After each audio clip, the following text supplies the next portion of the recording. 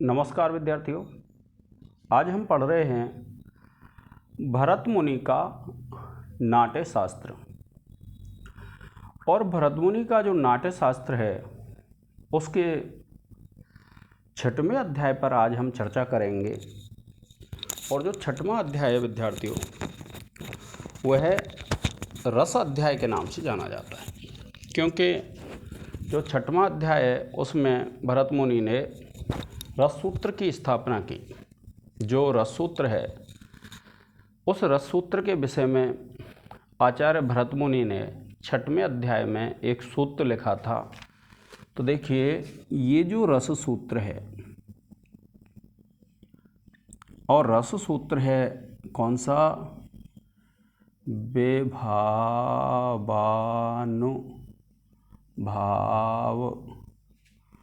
व्यभिचारी संयोगाद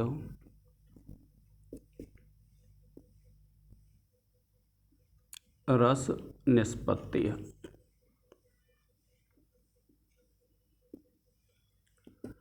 ये है विद्यार्थी कि विभावानुभाव व्यभिचारी संयोगाद रस निष्पत्ति है कि विभाव, अनुभाव और व्यभिचारी भाव के संयोग से रस की उत्पत्ति होती है, रस की निष्पत्ति होती है।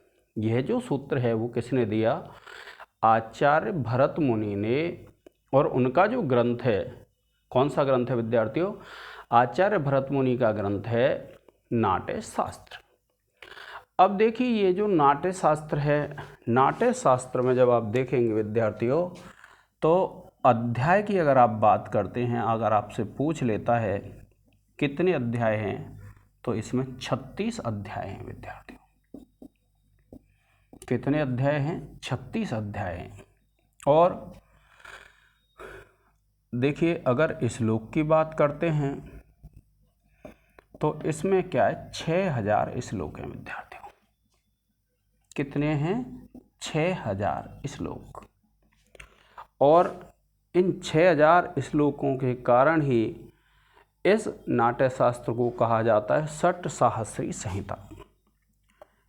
क्या कहते हैं? षट साहस्री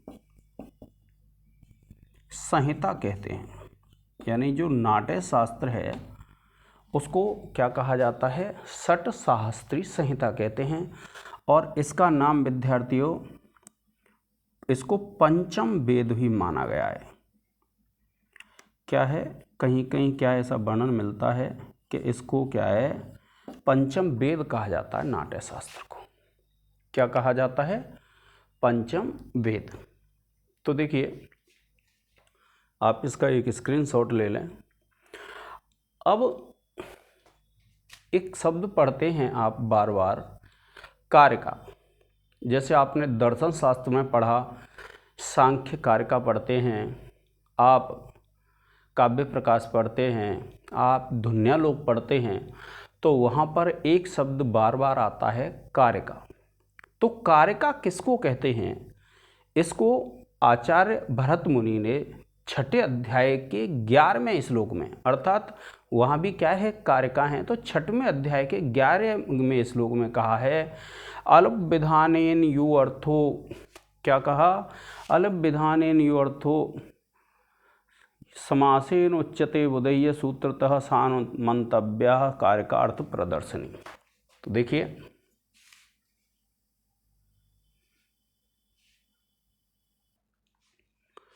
देखिए, आचार्य भरत मुनि कहते हैं, क्या कहते हैं? देखिए, अल्प विधानेनार्थो यह समासेनोच्यते बुधैः सूत्रतः सानुमंतव्या कारकार्थ प्रदर्शनी। क्या कहते हैं कि अल्प विधानेन, अल्प विधान कहते हैं, अल्प कहते हैं कम, विधान के द्वारा, यानी अल्प कथन के द्वारा, यह अर्थ को यह समासेन उच्यते, जो संक्षिप्त रूप से कहते हैं, बुधैः विद्वानों के द्वारा। यानी जहाँ पर विद्वानों के द्वारा किसी अर्थ को संक्षिप्त रूप में कहा जाता है, सूत्रतः सूत्र के रूप में, सान मंतव्य उसको मानना चाहिए, कारकार्थ प्रदर्शनी, अर्थ प्रदर्शन करने वाले कार्य का मानना चाहिए। अर्थात जहाँ पर जो विद्वान हैं वह संक्षिप्त रूप से जहाँ पर विद्वान संक्षिप्त रूप से अर्थ को बताते हैं वही क्या कहलाती है, कारिका कहलाती है। अब देखिए, जैसे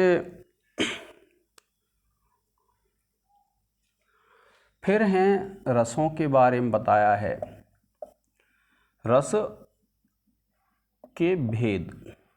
तो देखिए जो रस हैं 8 हैं। कितने हैं?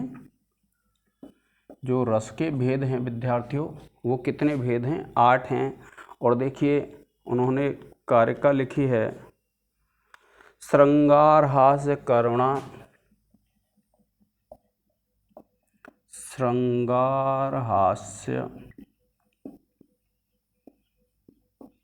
करुणा, श्रृंगार हास्य करुणा, रौद्र वीर भयानकाः, रौद्र वीर भयानकाः। और फिर देखिए क्या कहते हैं, विवत्सादभूत संज्ञौ, विवत्सादभूत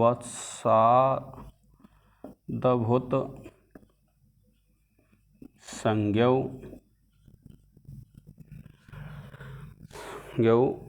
चेत्यष्टौ नाटे रसः, चेत्यष्टौ नाटे रसः स्मृतः। देखिए अगर आपसे कोई पूछ लेता है कि भरत मुनि ने कितने रस माने हैं, क्योंकि यूजीसी नेट में और भी ऐसी परीक्षाएं हैं जिनमें आपका ये नाट्य शास्त्र मिलता है, तो श्रृंगार हास्य करुण रौद्र वीर और भयानक 1 2 3 4 5 6 और विवश और अद्भुत 7 और 8। तो ये 8 ही रस माने हैं। किसने? जो भरत मुनि हैं, जो रस संप्रदाय के संस्थापक हैं। तो रस संप्रदाय जो है सबसे पुराना संप्रदाय है। जो 6 संप्रदाय मिलते हैं आपके, 6 संप्रदायों में जो सबसे पुराना संप्रदाय है वो कौन सा है? रस संप्रदाय। तो ये क्या है? रस संप्रदाय के प्रवर्तक हैं।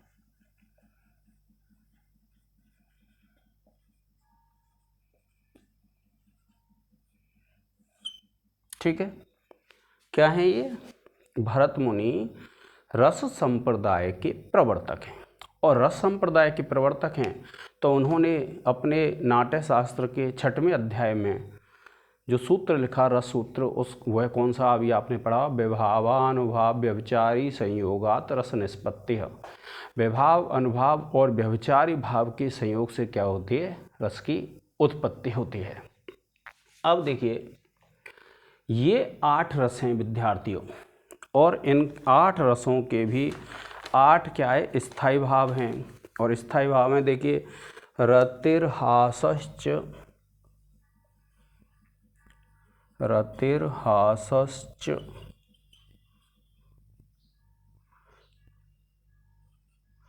रतिर्हासश्च शोकश्च क्रोधोत्साहौ,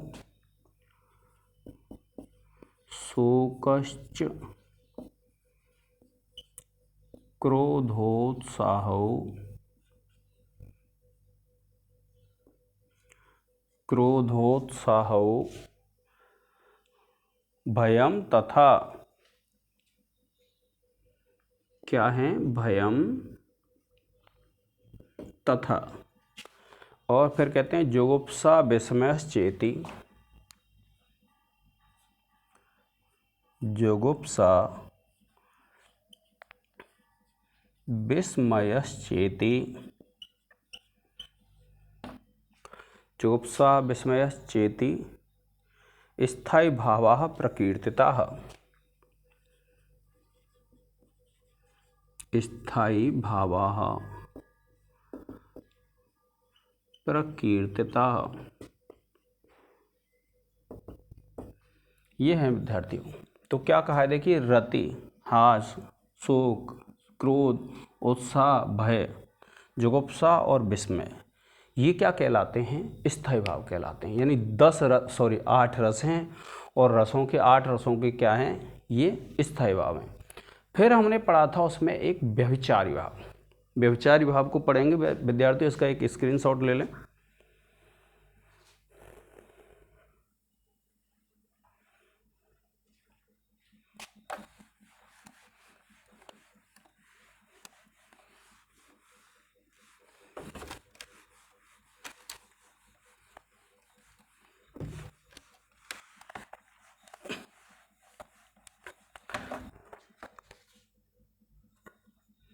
देखिए, कई बार पूछ लिया जाता है व्यभिचारी भाव, तो आपको ध्यान रखना है जो व्यभिचारी भाव हैं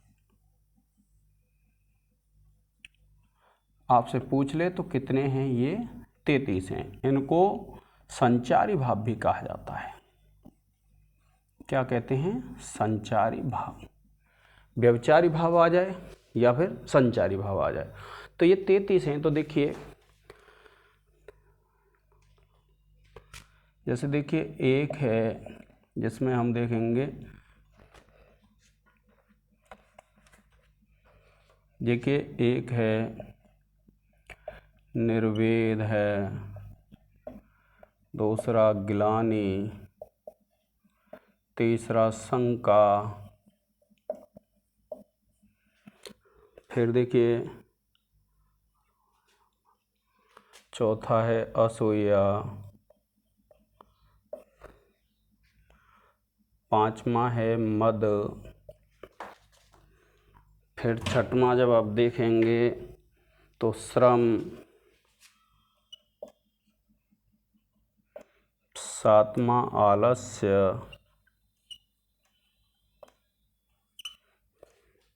और ये जो विद्यार्थियों आठवां है दैन्य, नौवां है चिंता, फिर देखिए 10वां है मोह, 11वां है स्मृति, 12वां है धृति,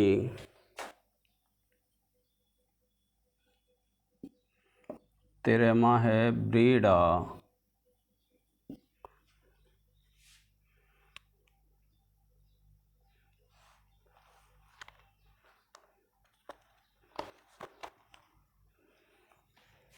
फिर देखिए 14वां है चपलता, 15वां है हर्ष, 16वां है आवेग, 17वां है जड़ता, 18वां है गर्व, 19वां है विषाद, 20वां है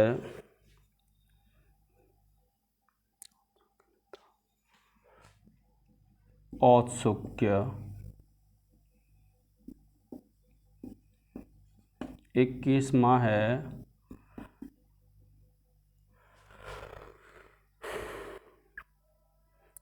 निद्रा, 22वां है अपस्मार, 23वां है सुप्ति, 24वां है विबोध, 25वां है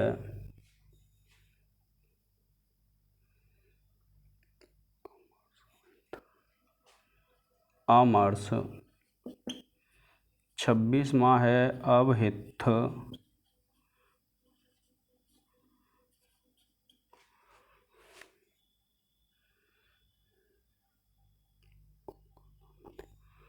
27वां है उग्रता, 28वां है मति, 29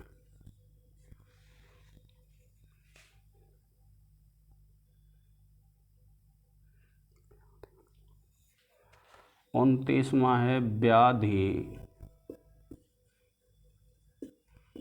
30वां है मरण,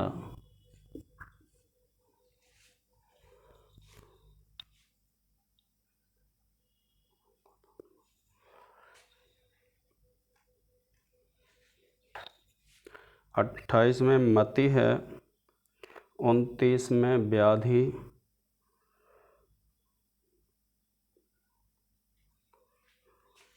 31 में उन्माद, 32 में है त्रास और 33 में है वितर्क। इस प्रकार से विद्यार्थियों आपके क्या है 33 वो हो जाते हैं व्यभिचारी भाव।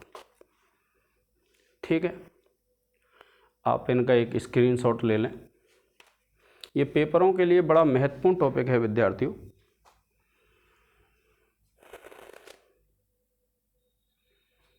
तो आज के इस लेक्चर में हमने पढ़े रस, रस के भेद, रस के स्थायी भाव और व्यभिचारी भाव। अब आगे हम पढ़ेंगे सात्विक भाव।